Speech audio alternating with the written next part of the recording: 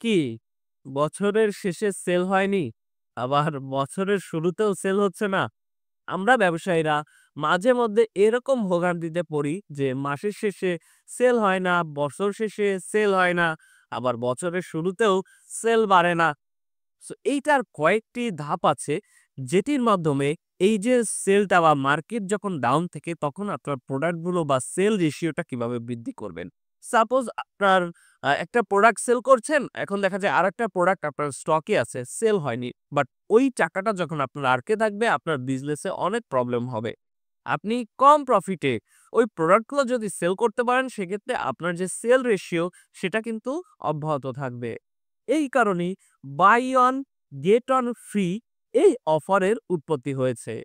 আপনি খেয়াল করলে দেখতে পারবেন যখন আপনার অলমোস্ট ৫,০০০ পিস প্রোডাক্ট নিয়ে আপনি মার্কেটিং স্টার্ট করেছেন, আপনার ৪,০০০ বা ৪,৫০০ পিস প্রোডাক্ট সেল হয়ে গেছে।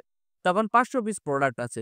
তখন কি করতেছেন যে আপনার যে একটা ভালো প্রোডাক্ট আছে, ওই প্রোডাক্টের রিলেটেড যে প্রোডাক্টটা আপনার ওই ৫০০ পিস রয়ে গেছে, সেটা buy one get one free অফারের মাধ্যমে কাস্টমারকে ডেলিভারি করে দিচ্ছেন।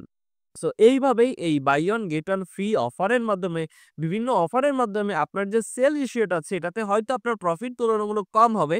বাট আপনার যে সেল রেশিওটা আছে সেটা অব্যাহত থাকবে এবং আপনার যে স্টক ক্লিয়ারেন্স দরকার সেটা অবশ্যই এটার মাধ্যমে আপনি পেয়ে যাবেন।